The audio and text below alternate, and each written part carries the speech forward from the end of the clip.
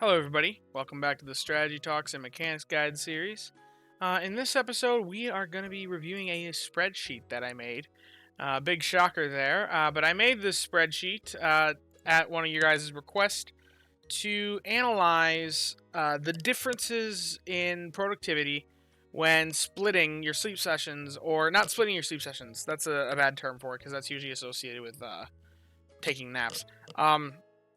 Running a day team or night team and swapping the team before sleeping. That's what this video is about.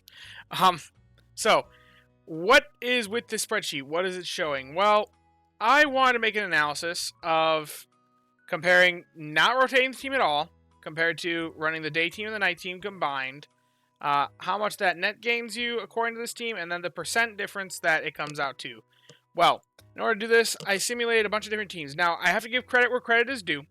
RainOnX, the makers of this fantastic website, I sent in a bug report because they have a little option for adding sessions, which allows you to split between like before and after. Say I'm running this Pokemon from this time and this Pokemon from this time. It works well for some things, but for what I was trying to get it to do, it just wasn't working.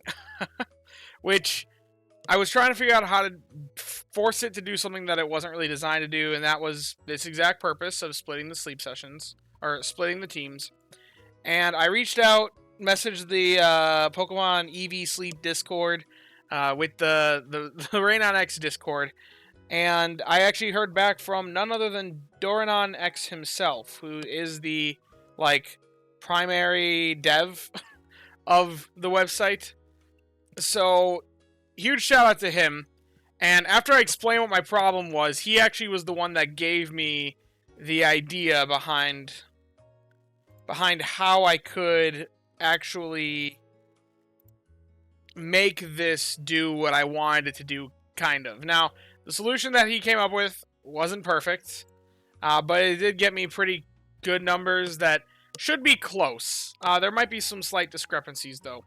But basically, if we split the sleep sessions, what does it actually turn out to be? If we actually rotate the team, how much does it turn out to be? So, this first team here is without rotation. The second team here is just the daytime hours. And the last team is the nighttime hours. Now, I set it this way to be 8 a.m. to 3:30 p.m.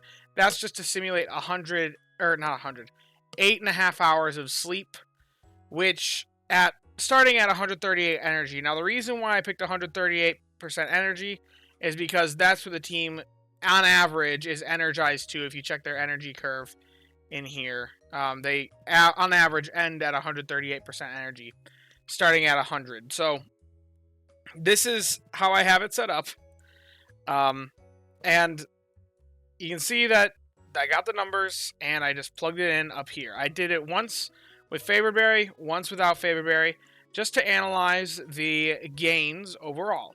Now, I also did this with a pretty good looking ingredient team that can reliably make Clodsire Eclairs every day. And I did that as if it was run the one time, and even the daytime team that could reliably make Clodsire Eclairs every day. And then swapping it off for the Raichu squad again.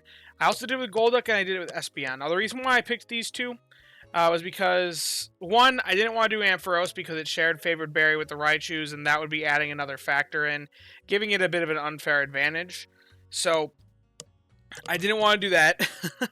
But I did just make Golduck run, Espeon run, and then swap in the Raichus at night, just to make the comparison.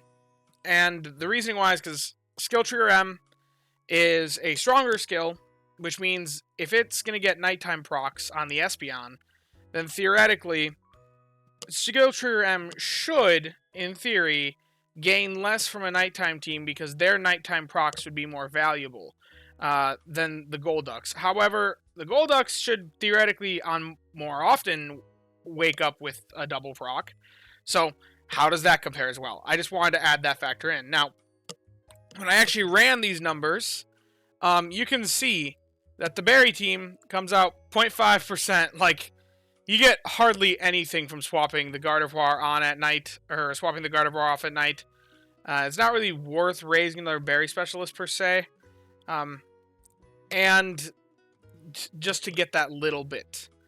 And then with the ingredient team, there's a massive boost. Now, this is primarily because the ingredients produced require that you make enough to get the meal.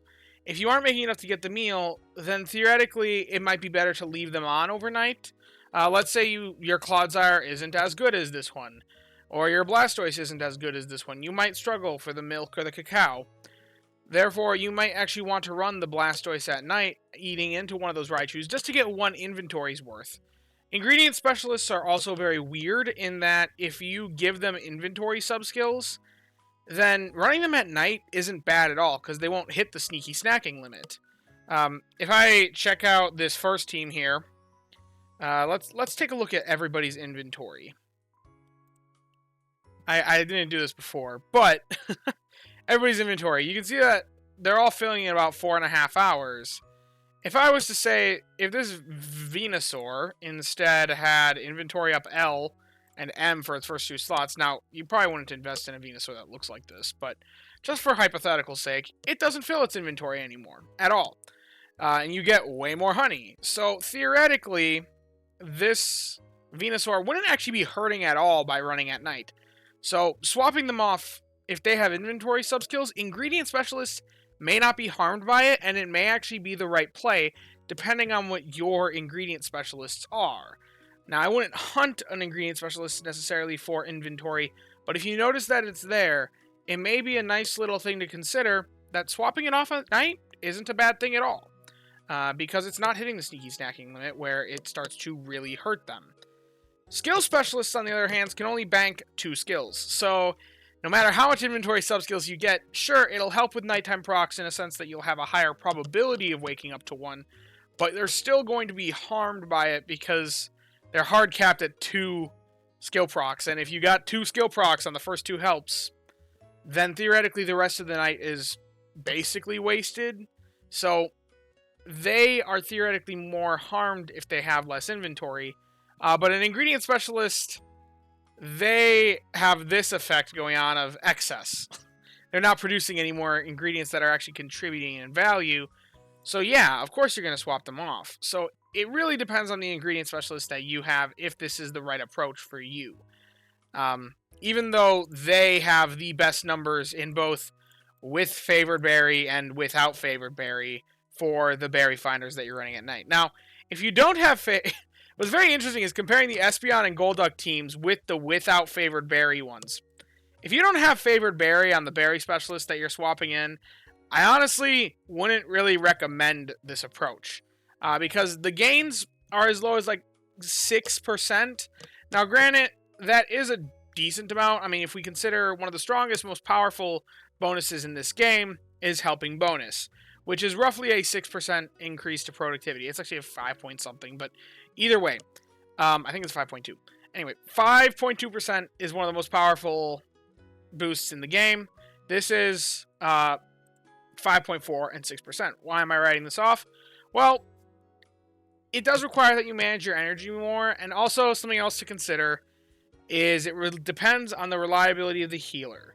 The healer that I simulated in all of these has Help Speed M, Skill Trigger S, and Skill Trigger M. That is a very good healer. If you don't have a healer that looks like this, it may be more difficult for you to manage your energy effectively enough to actually pull these strategies off. If you have this healer, though, maybe these are a worthwhile strategies to be considering for that extra 5 to 6%. And you know what? It really is, like, yes, it is kind of a hassle to, like, pay attention to your energy levels, but maybe it's worth it on pivotal event weeks and stuff. That you could be swapping it off for just powerful, non-favored berry specialists. But obviously, if you make it the favored berry specialists, you see huge gains. Now, also, notably, I thought there would be a difference between Espeon and Golduck just because the whole Skill Trigger M outranks Skill Trigger S. In terms of actual strength, and you're going to wake up to 2 procs maximum. Well, it appears that the difference in the reliability to proc those morning procs, and also kind of offsets that a little bit, as well as just the fact that Golduck's natural strength is a bit higher. I think that also plays a role into this difference. So it looks like It's about the same between Charge Strength M and Charge Strength S, how much you gain by running a Favored Berry Specialist at night instead of your Charge Strength Pokemon. So, overall, is it worth it? You know what? It does increase the strength. If you like this playstyle, then go for it. If you don't, if you're running an ingredients teams, it's highly worth it if you have enough ingredients. Highly not worth it if you don't have enough ingredients. It depends on your specialists.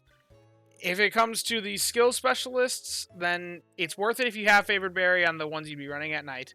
It's not worth it if you don't have Favored Berry on the options you run it at night. And that would ultimately be my conclusions about this.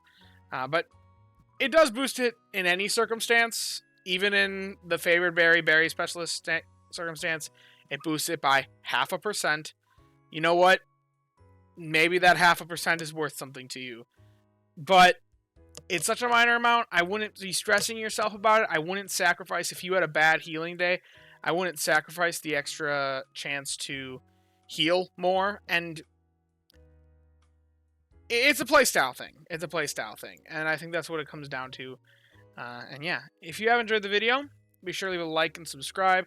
Down in the description, I'll leave a link to the Discord. Come join it. Come hang out. Talk about all things Pokemon, sleep, and the like. I've also recently added the join button. Feel free to click that and support me in that way if you are financially able to and just want to. I don't paywall any content on this channel, but I have it as an option if you want to support me like that.